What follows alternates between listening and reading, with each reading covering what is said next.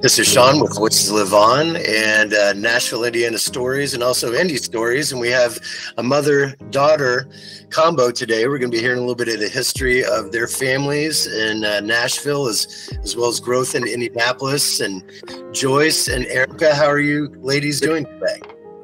Good, great. And Joyce, you're in your home right now. Is that down in Greenwood? Is that correct? Yes. Like you had a lot of history down in Nashville. So why don't you just kind of go into a little bit of just speak to your parents for a second as far as what they did, what their names were, and how they got connected with Nashville. My parents, they were Jean and Dolores Weininger, and they moved from Indianapolis to Brown County in, pardon me, 1967 because they wanted to get out of the city. And here's a shot, I believe, of you guys in the car and the house. Was this the original house that they acquired and you grew up in? I lived there from the time I was 13 on, yes. And where was that located? This was in Bean Blossom, Indiana, in Brown County, just right by the covered bridge in Bean Blossom. So we've got a few shots of the covered bridge. Here's you and Erika. And then here's next generation shots of Erika's children. And then also your parents and Erika's 3 kids. So Erika, why don't you tell me, I'm going to kind of start off with you, Erika. If you could start off with just like some of your very first memories of Brown County when you were very, very young. What's some of your first ones you got? Sure. So really being at that house, those 2 houses by the covered bridge that she was talking about. So we were down there a lot in the summers, played a lot. We had family reunions and stuff there. We stayed with them, stayed with our grandparents, and our uncle lived down there, running up and down that road. That's really for me. I mean, my biggest memory was just that street itself, right by the bridge and those houses. And then here's a picture of a cabin that your family built. Is that right, Joyce? Yes. Erika's dad and my dad, and they pretty much built it, put the roof on it. Yeah, it was a kind of a family, family project. Exactly. All right, so this is your parents, Jean and Dolores. What was Jean's career? What's a little bit of their backstory?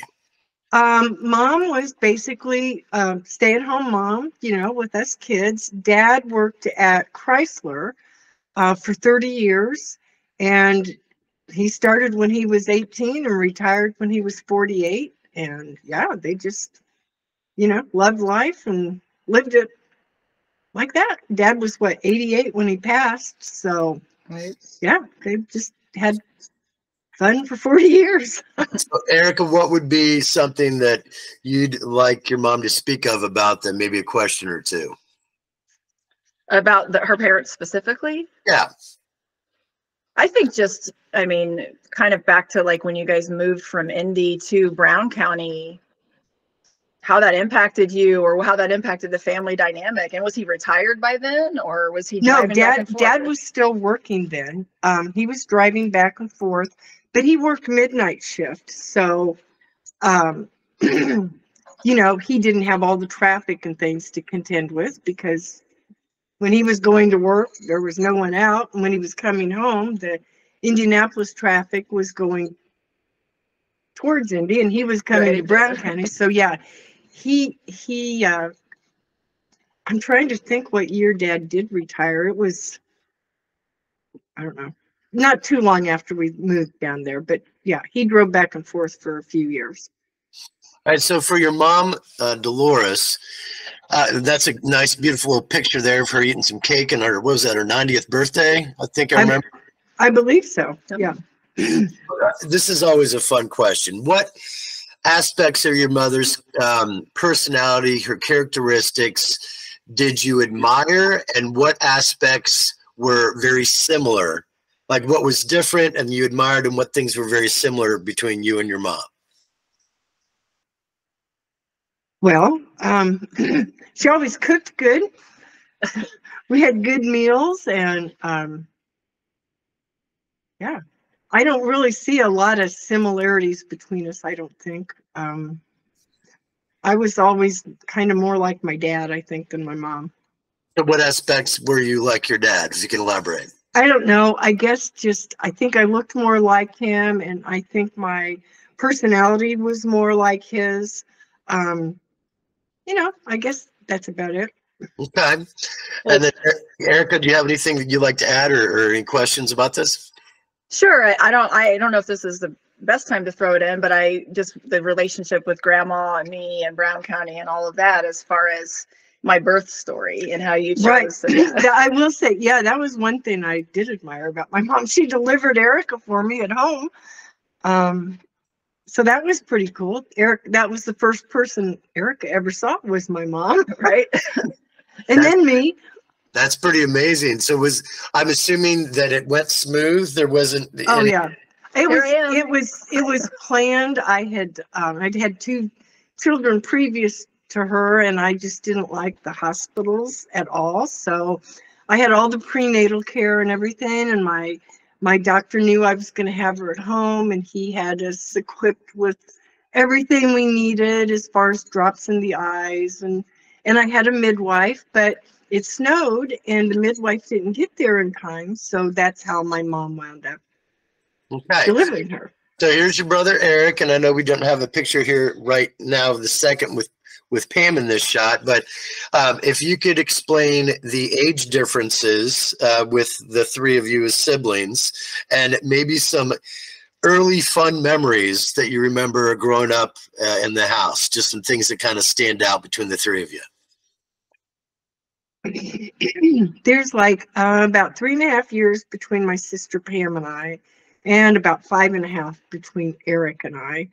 And we were just in different places when we moved down there. Pam and Eric were a lot younger. I was 13 going on 14, 8th grade going to my freshman year. So I was very upset, honestly, when we moved to Brown County. Back then there were no cell phones or unlimited calls. And so I just felt like I was moved from this environment where I was really happy to this kind of desolate, isolated place down in Brown County. Pam and Eric, on the other hand, were younger, and they were, oh my gosh, they both just loved horses and things like that so much. And of course, Mom and Dad got horses when we moved down there. So we just really there just wasn't really, Eric would be a better one to ask for the good memories with him and Pam. I remember trying to horseback ride with them, but I just didn't like it. Not the nature girl. Not the nature girl that they, I mean, I was a nature girl, but yeah, not like that. I got bit by a snake the first summer we moved down there. I didn't know that. I didn't remember that. Just screaming and having my dad run down and rescue me and run me into town to see what the snake bite was. Those are my kind of memories from my early life in Brown County, and they just weren't, I wasn't as enthralled with moving there as the rest of the family was. Was there any stories of Eric in the wilderness that are worth mentioning that were, not getting bit by the snake, but any other epic things that happened in the woods you remember him doing when he was young and getting out in the wilderness? Not particularly. Eric was kind of the typical brat little brother, I mean, honestly, he's a wonderful person now, don't get me wrong. But when Eric was little, we used to call him Eric Derek or something because so mad. He was just he was ornery and just a typical little brother, trying to irritate his older sisters. But he's great now. All right. So Erika, what are your first memories of Eric, and also some first memories of Pam? I mean, they would definitely be down there in Brown County at that house. And then Eric, I call him Unc, he lived down in Brown County nearby. So we would come down to Brown County and stay with him sometimes too when we were younger. He called it Camp Eric. So it was me, my sister, sometimes Mike came with us. And Alicia. Yeah, my cousin. So Pam's daughter is Alicia. She's right in between me and my sister. So there's just me 1 year apart, me, Alicia, and then my sister. And so I loved Brown County. I loved being born there and kind of being able to, I think it was just because I was born there, I've always enjoyed the nature part of it and the hiking. And I remember one time, if you have these epic stories, remember I got kicked by a horsefly? Yes. So we were running down the path from where the bridge is to the driveway, the long driveway back to the houses. And I was the youngest and always lost, and my legs were shorter and blah, blah, blah. And one time, I guess I got bit by a horsefly, but in my brain, I got kicked by the horsefly. And so to this day, they all make fun of me for that. Yeah, we do. I can't live it down. I was like 4, I don't know. Oh, not even, I don't think. Well, speaking of those younger memories, here's you and Joyce, you know, right? I'm assuming you're weeks or months old at this point. Joyce, do you have any input on these pictures? She's probably about 6 months old there. About how was 7. How was her attitude as a baby? Oh, she was a good baby. She's a good baby. She shared a room with her sister Leah, and and that's where it all started. Leah used to steal Erika's bottles out of the bed. Speaking of little brats, right? Only she was older, the bigger sister. So Erika was always a good baby. Yeah. All right, so what about some holiday memories? Anything stand out for holiday situations from birthdays or Christmas or anything down there? Any traditions or any memories that something unique happened, like the dog eating the turkey or anything that kind of pop out from early holiday memories when Erika was a kid? Erika really, we'd go down there for holidays, but by the time Erika was like you can see there, 6 months old, and we're living in Indy, but we did move back down there and lived in the old cabin for a while, actually. But most of the Christmas stuff was probably up here more than down there. When Erika was born, I know the house she was born in, I did find a picture of that.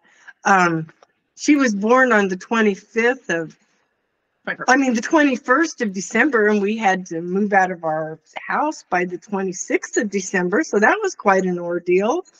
Christmas and moving and a brand new baby and another one under 2 and another one under 6. That was an experience at Christmas. I remember the family reunions. Yeah. Like they weren't necessarily holidays, but we seem to have at least once a year for many, many years. Relatives from Cincinnati, from Kokomo, from all over, right? Right. They would come to mom and dad's property house. Down there in that house. So. That's great. So here's a shot of your wedding day. I know that, and that's who's that in the photograph with you and Jim? Jim's parents, Carmen and Wes Powell. And so how would you describe them? Like, what was kind of their background? They both came from really, really large families.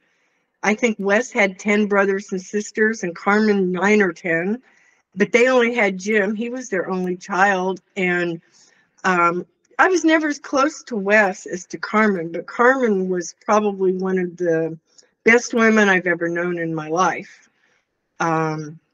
She was a wonderful person. And Wes was a nice guy too. But when I met Jim, Wes wasn't into his preaching years yet, and it was just a little different. But he was in between them, right? Yeah. Carmen, though, she was a jewel.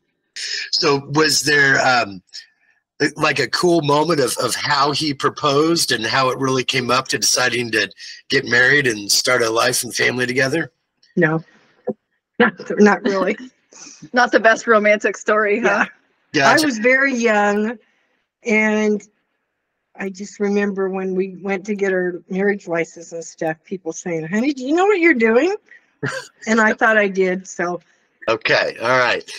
So going to, we're going to go to this one right here. This is a really cute shot of you guys when Erika was a kid. So how would you describe Erika when she was like in grade school, high school, just kind of about her personality and her interest and things that just really kind of stand out? Erika was always a good student. She was the one that was like, come home and get her homework done and then go do what she wanted. Trying to think. I love that picture. I can't keep my eyes off of it. Yeah, she was a good girl. Always kind of outspoken. What? Liked to question everything, which is good. And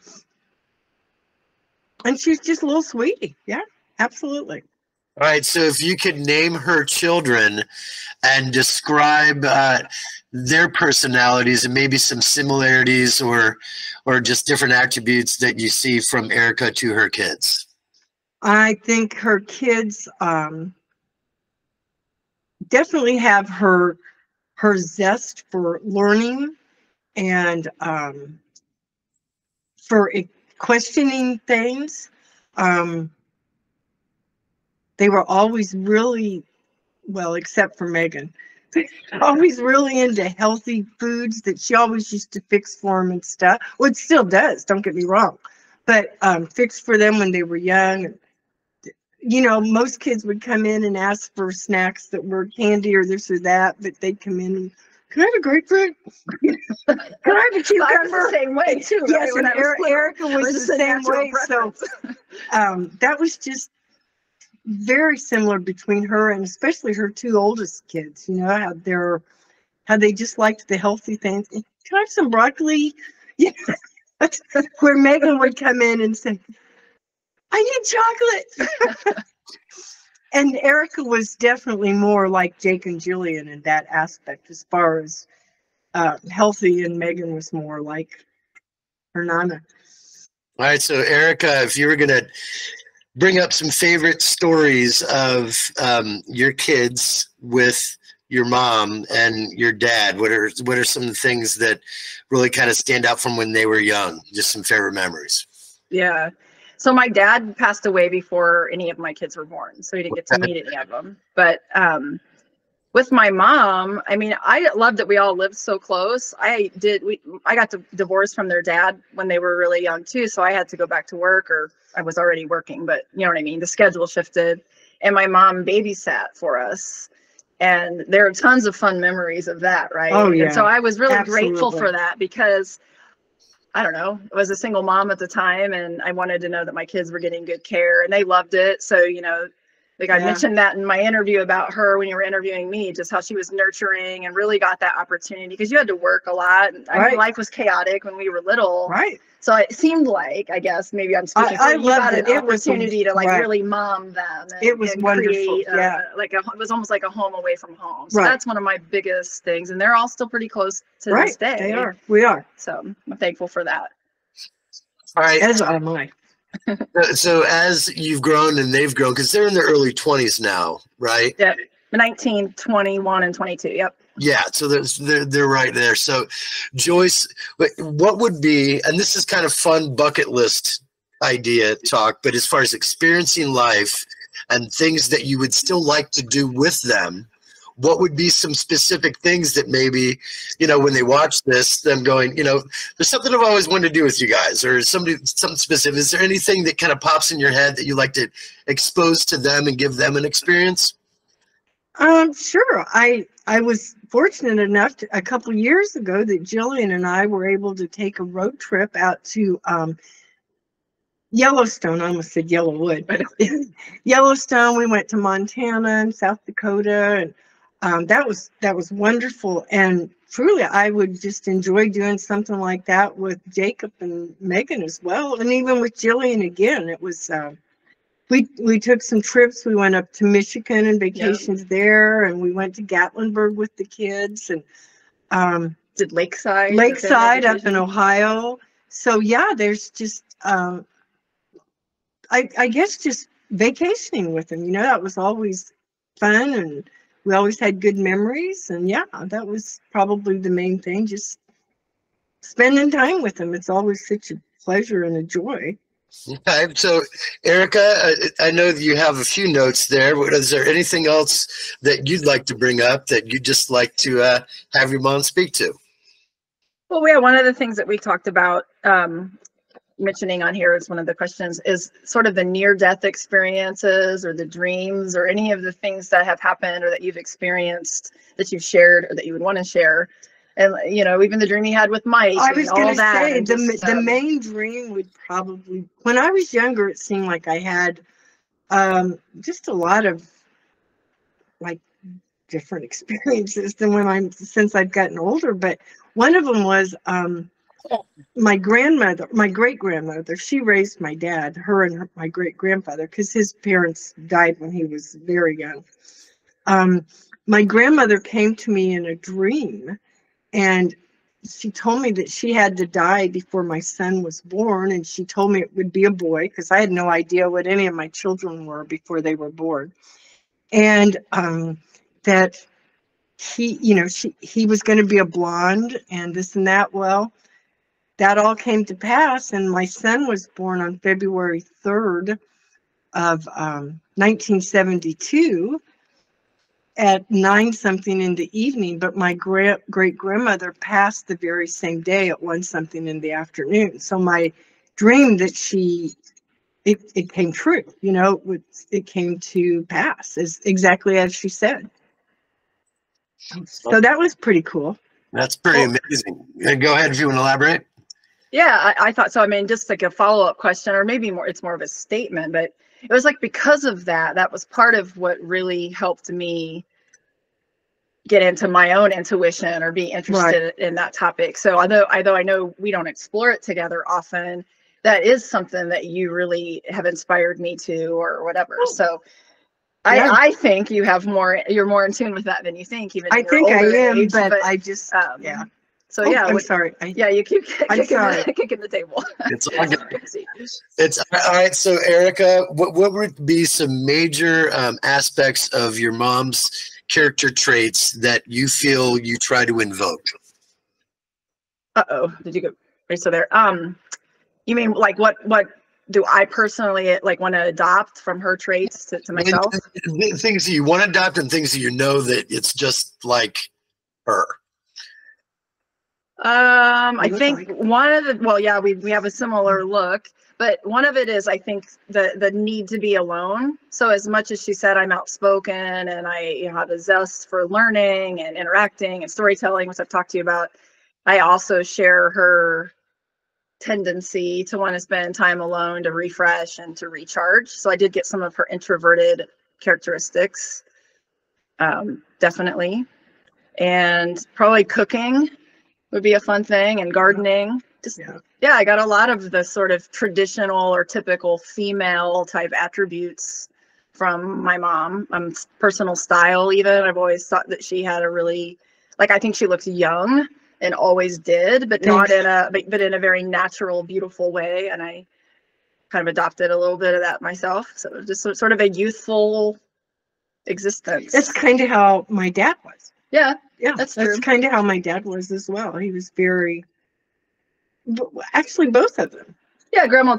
It was the opposite of dad's though. Like I felt like my dad was his parents were old and he was old early, and same with my parents. I mean, my gosh, they were still active up in their 80s. Yeah, I mean, really traveling. Well, they went to Lakeside, and even their style was just a little hipper, you know. They didn't wear the typical, like what you would say, oh, that's an old lady outfit. They just decided to. It's spunk. Yeah, they just had a zest for life, I guess, and it showed. They loved each other and had a good time.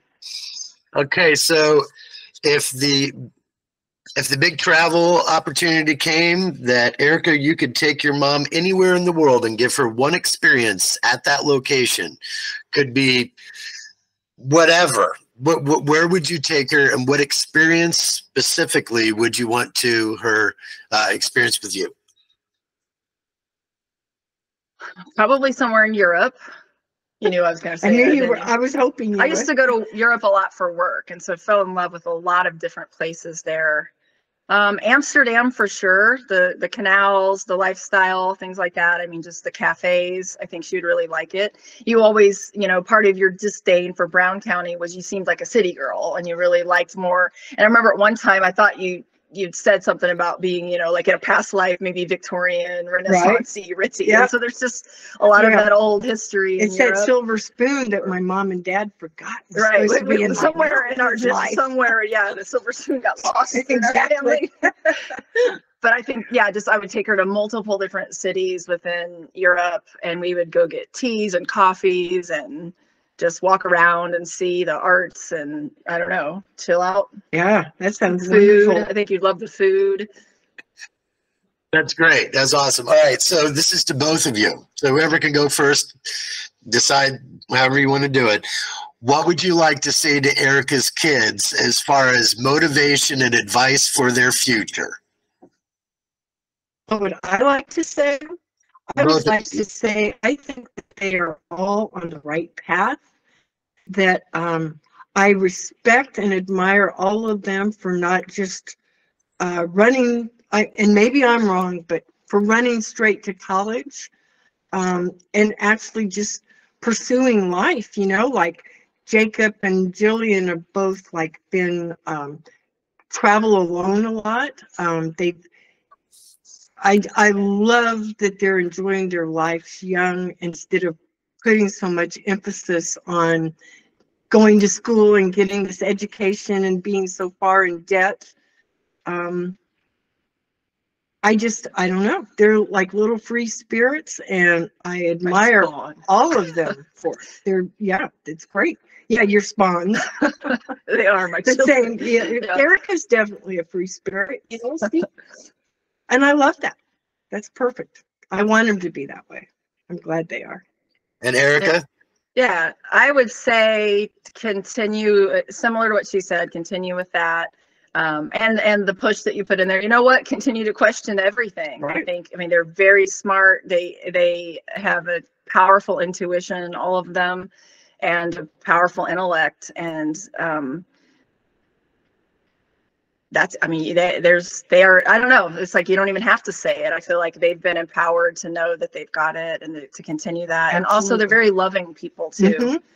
And so, discernment as well. That's one of the things I didn't always teach them because I was everybody's nice and wonderful, but not everybody is all the time. So it's important to have better discernment. But I think that they've learned that by watching my mistakes or our mistakes. Ours. Right. We're getting there. We're getting through this together. Well, and from this photo, they've come a long way from 3 feet tall to being adults in their early 20s. And then also, Joyce, is there anything that you'd like to say to your mom? She was you've been a good mom